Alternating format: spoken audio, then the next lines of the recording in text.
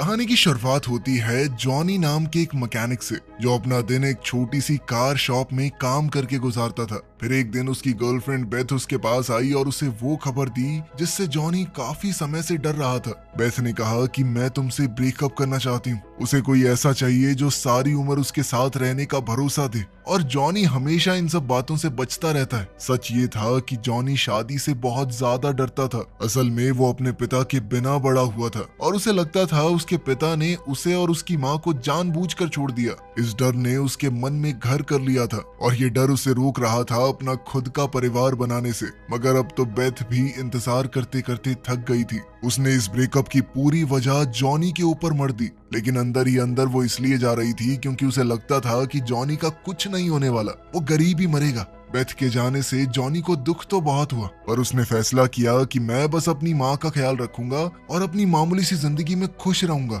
उस रात जॉनी एक बार में गया जहाँ वो अक्सर अपने दोस्तों के साथ वक्त गुजारता था। अब वो एक दिल टूटे आशिक की तरह स्टेज पर जोर जोर से गाना गा रहा था। तभी अचानक से एक औरत बार में आई और उसका ध्यान तुरंत जॉनी पर गया। गाना खत्म होने के बाद वो जॉनी के पास आई और उसने अपना नाम प्रूडेंस बताया। प्रूडेंस ने समझाया कि वो इंग्लैंड में ड्यूक ऑफ ग्लासविक की एडवाइजर है। इसके बाद उसने जॉनी को एक प्लेन टिकट दी और कहा कि वो ड्यूक से मिलने जाए। इतना ही नहीं, उसने एक पुराना बर्थ सर्टिफिकेट भी दिखाया जो ये साबित करता था कि जॉनी ड्यूक का असली बेटा है। ये देखकर जॉनी एकदम हक्का बक्का रह गया और उसने वो कागज वापस उसकी तरफ धकेल दिया। जॉनी ने कहा कि मैं उस आदमी से मिलना ही नहीं चाहता जो 30 साल पहले अपने परिवार को यूं छोड़कर चला गया हो। बस यहीं से उसकी कहानी शुरू हुई।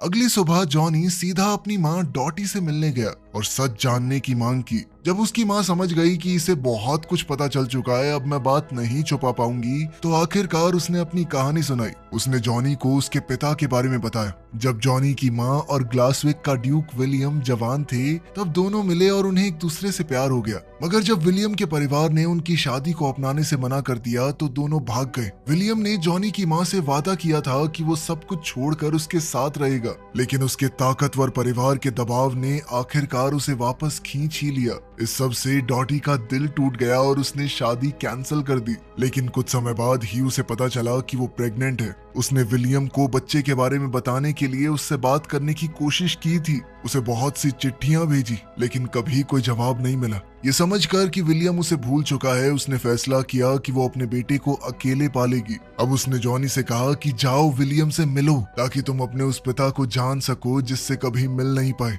अपनी माँ की बात मानते हुए जॉनी उस शानदार महल तक पहुंच गया जिसे ड्यूक ऑफ ग्लासविक अपना घर कहता था। प्रूडेंस ने वहां पर उसका स्वागत किया और उसे कई सारे कमरे दिखाते हुए महल का एक छोटा सा टूर करवाया। कुछ देर बाद वो उसे ड्यूक के स्टडी रूम में ले गई और उसे वहां इंतजार करने को कहा। साथ ही ये भी याद दिलाया कि किसी भी चीज को छूना मत। मगर जैसे ही वो बाहर गई, जॉनी ने एक पुरानी फेंसिंग वाली तलवार उठाई और उसके साथ खेलने लगा। थोड़ी ही देर बाद विलियम अंदर आया। बाप बेटे दोनों की शक्ल बहुत ज्यादा मिलती थी। उनका बोलने का अंदाज और आदतें तक एक जैसी लग रही थी। जब जॉनी को एहसास हुआ कि उसके सामने खड़ा आदमी वही बाप है जिससे वो कभी नहीं मिला, तो माहौल थोड़ा सीरियस हो गया। वहीं विलियम को लग रहा था कि जॉनी यहाँ पैसे मांगने आया है, मगर उसे ये नहीं पता था कि प्रूडेंस ने उसे यहाँ पर बुलाया है। ये पैसों वाला इल्जाम सुनकर जॉनी के दिल को बहुत ठेस पहुंची। उसने कहा कि मैं सिर्फ अपने बाप से मिलने आया था, जो मेरी जिंदगी से सालों पहले गायब हो गया था। लेकिन सालों बाद अपने बेटे से मिलने के बाद भी इस ठंडे से बर्ताव को देखकर जॉनी बहुत निराश हुआ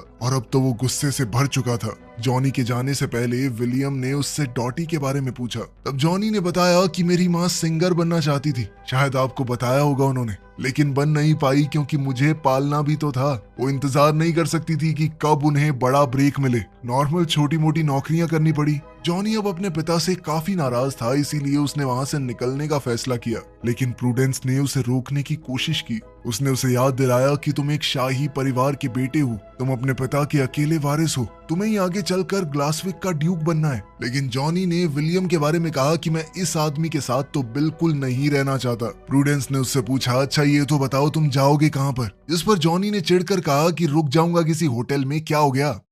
फिर बाहर निकलते वक्त जॉनी की नजर गैराज में खड़ी एक पुरानी गाड़ी पर पड़ी। उसे वो कार काफी पसंद आई, लेकिन उस पर धूल की मोटी परत जम चुकी थी। इसीलिए उसने खिड़की पर जल्दी से छोटा सा मैसेज लिख दिया। कि गाड़ी को साफ कर दिया जाए। इसके बाद वो पास के एक बार की तरफ चला गया, जहां उसने बार के मालिक के लिए एक पुराना म्यूजिक बॉक्स ठीक कर दिया। उसे घर से निकले ज्यादा देर हुई नहीं थी कि प्रूडेंस उसे ढूंढती हुई वहां भी पहुंच गई। उसने जॉनी को बताया कि विलियम चाहता है कि पूरे एक हफ्ते तुम महल के अंदर ही रुको, लेकिन जॉनी ने मना कर दिया कि मुझे जाना ही नहीं। तो प्रूडेंस ने उसके सामने एक डील रखी। उसने जॉनी से कहा कि चलो डार्ट्स का एक मैच खेलते हैं। अगर मैं जीत गई तो तुम्हें महल में वापस चल के वहीं रुकना पड़ेगा, और अगर तुम जीत गए तो तुम वापस अमेरिका जा सकते हो, और साथ ही तुम जो कहोगे तुम्हारी एक बात मैं जरूर मानूंगी। जॉनी ये सोचकर मान गया कि इस लड़की को तो हरा ही दूंगा, लेकिन प्रूडेंस का निशाना बहुत अच्छा था। वो बहुत आसानी से जीत गई। बाद में पता चला कि वो तो असल में एक प्रोफेशनल प्लेयर है। खैर कुछ भी हो, जॉनी हार गया था तो वो महल में वापस चलने को मान गया।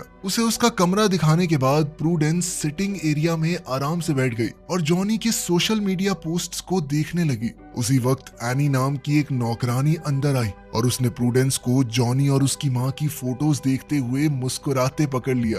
एनी ने तुरंत मजाक में कहा कि क्या बात है, लड़का पसंद आ गया क्या? लेकिन प्रूडेंस ने जल्दी से कहा कि नहीं नहीं, ऐसा कुछ नहीं है। फिर अगली सुबह जब प्रूडेंस जॉनी के कमरे में गई तो उसे एक पुराना फोनोग्राफ ठीक करते हुए पाया, जो कई सालों से काम नहीं कर रहा था। थोड़ी देर बाद वो उसे साइकिल पर घुमाने ले गई ताकि जॉनी ड्यूक की जमीन जायदाद को अच्छी तरह देख सके। उसने बताया कि ड्यूक ऑफ ग्लासविक के नाम पर लगभग 42,000 एकड़ है। इसमें ज्यादातर जमीन खेती की थी। उनकी जमीन पर एक प्राइवेट चर्च भी था और साथ ही परिवार के शाही सदस्यों को दफनाने के लिए एक खास जगह भी। प्रूडेंस ने यह भी बताया कि विलियम के पिता ने परिवार की आखिरी बची हुई दौलत खर्च कर दी थी और साथ ही बहुत बड़ा कर्ज छोड़ दिया था। इसके बाद प्रूडेंस जॉनी को एक फार्म पर लेकर गई, जहां उसका स्वागत फिंची नाम के एक बुजुर्ग आदमी ने किया। जॉनी की नजर तुरंत एक टूटी हुई ग्राइंडिंग मशीन पर पड़ी, जो लगभग 10 सालों से बेकार पड़ी थी। जब उसने पास पड़े चुकंदर के ढेर के बारे में पूछा तो फिंची ने बताया कि आजकल चुकंदर से ज्यादा मुनाफा नहीं होता।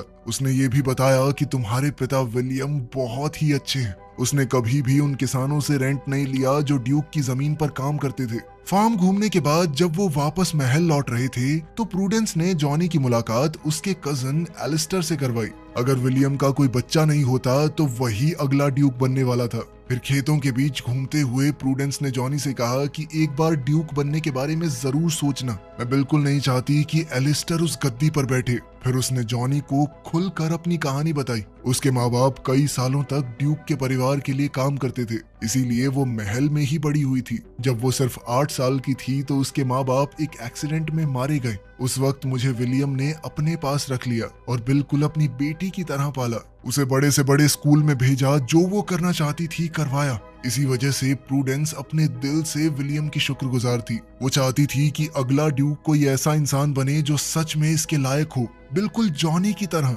अब ज्यादा देर नहीं हुई थी कि महल में खास मेहमान आने शुरू हो गए। उनमें एलिस्टर और उसकी माँ भी शामिल थे और उन दोनों को ही मौका मिलते ही जॉनी को नीचा दिखाने में बहुत मजा आ रहा था। उन्हें लगता था कि जॉनी को शाही रहन सहन के बारे में कुछ भी पता नहीं होगा, क्योंकि वो तो अमेरिका में एक आम इंसान की तरह बड़ा हुआ है।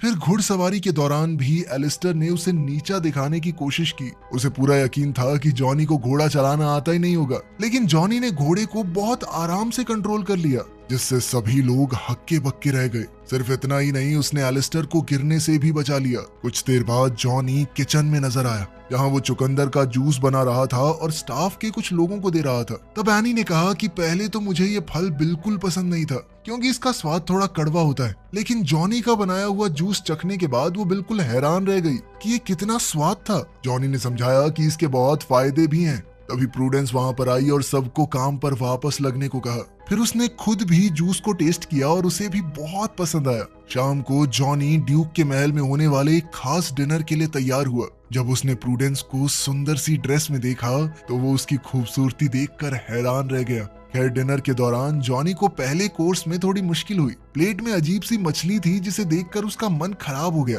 तभी एलिस्टर ने तुरंत इस मौके का फायदा उठाया और उसका मजाक उड़ाने लगा। तुम्हें तो शाही टेबल मैनर्स के बारे में कुछ भी पता नहीं होगा।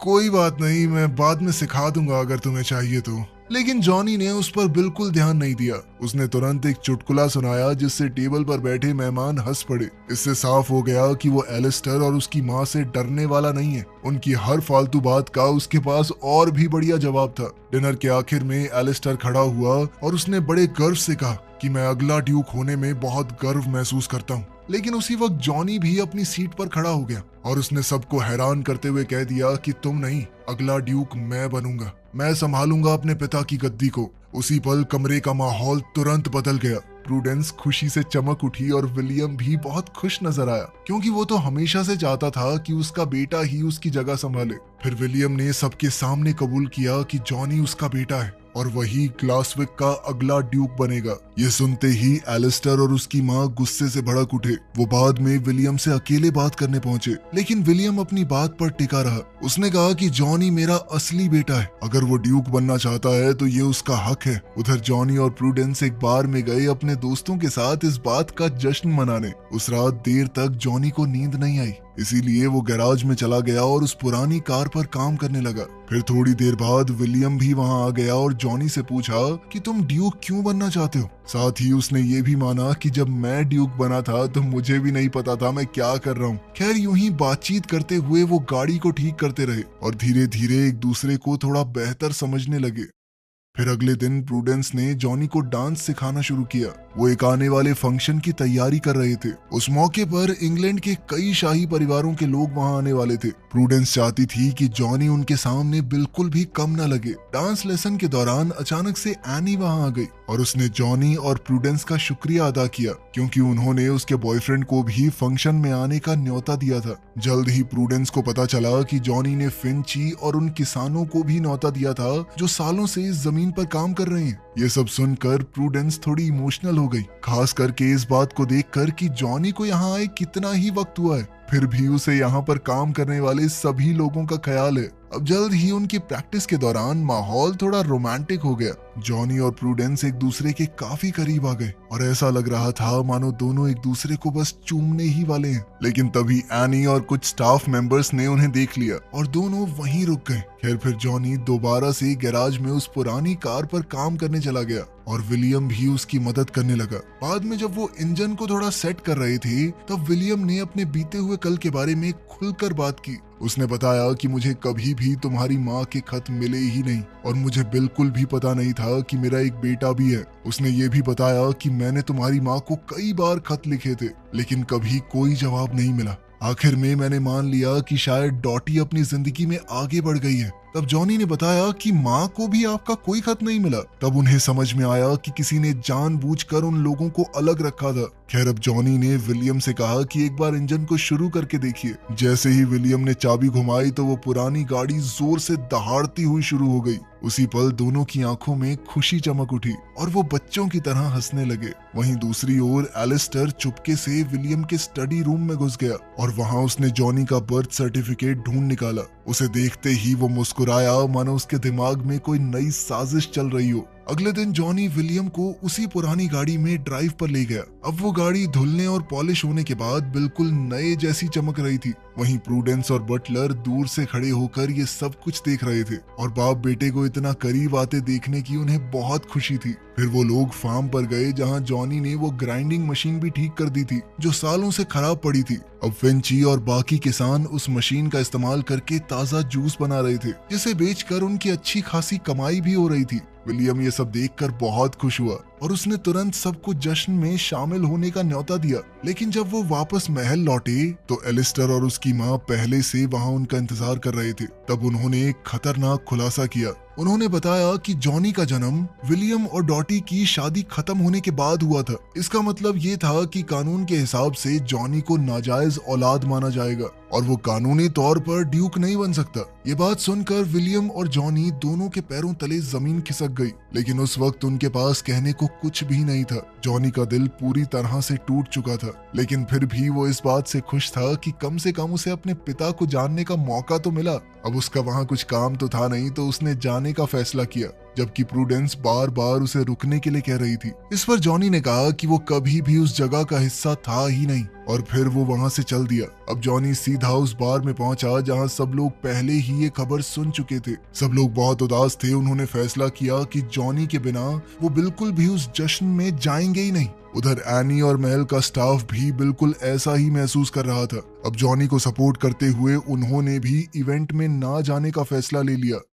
उधर अपने ऑफिस में प्रूडेंस दोबारा से जॉनी का बर्थ सर्टिफिकेट देख रही थी। तभी उसकी नजर एक खास डिटेल पर पड़ी। जैसे ही उसे समझ आया कि इसका मतलब क्या है, वो तुरंत जॉनी को ढूंढने के लिए भाग पड़ी और उससे कहा कि रुक जाओ। उसने जॉनी से कहा कि डांस में जरूर आना, बस मेरी खातिर। फिर इवेंट शुरू होने से पहले विलियम ने मेहमानों का स्वागत किया, लेकिन तभी वो एकदम हैरान रह गया जब उसे डॉटी वहां पर आती हुई नजर आई। उसकी खुशी छुपाए नहीं छुप रही थी और वो तुरंत उसे अंदर ले गया ताकि सबसे मिलवा सके। फिर थोड़ी देर बाद जॉनी भी प्रूडेंस और अपने दोस्तों के साथ डांस में आ गया। इधर एलिस्टर और उसकी माँ ये सब देखकर बुरी तरह चिढ़ रहे थे, क्योंकि ये सब उन्हें बिल्कुल पसंद नहीं आ रहा था। उनके हिसाब से मामूली लोग शाही जश्न में क्या कर रहे हैं, क्या काम है इनका यहाँ पे। इसी भीड़ में जॉनी ने अचानक से अपनी माँ को देखा।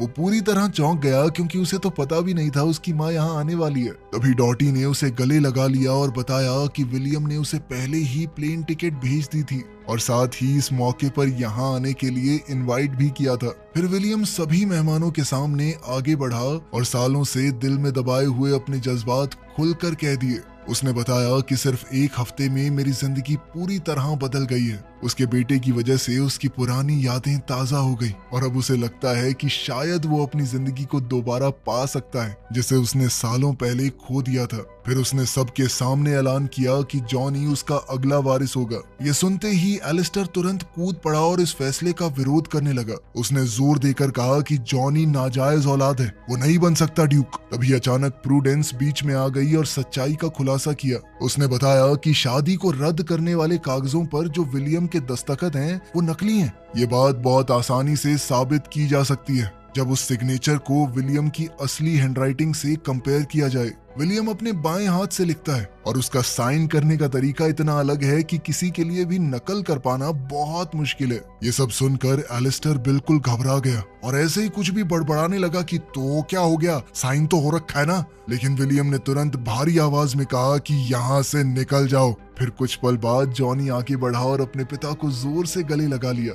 इसके बाद जॉनी ने अपने आगे के प्लान्स भी बताए। उसने ऐलान किया कि वो इस धरती पर कई पीढ़ियों से रह रहे किसानों के साथ मिलकर एक जूस कंपनी स्टार्ट करना चाहता है। फिर कहानी के आखिर में जॉनी ने प्रूडेंस को डांस के लिए पास बुलाया। उनके आसपास बाकी मेहमान भी डांस में शामिल हुए और पूरे हॉल में खुशी का मंजर दौड़ पड़ा। फिर डांस के बाद जॉनी प्रूडेंस को गार्डन में ले गया। वहां उसने अपने दिल की बात कहकर अपने प्यार का इजहार किया। प्रूडेंस ने भी हाँ कहते हुए उसे चूम लिया। तो चलो, अपना हीरो ड्यूक भी बन गया और साथ में हीरोइन भी मिल गई। और क्या ही बचा है, मैं और तुम मिलते हैं अगली वीडियो में।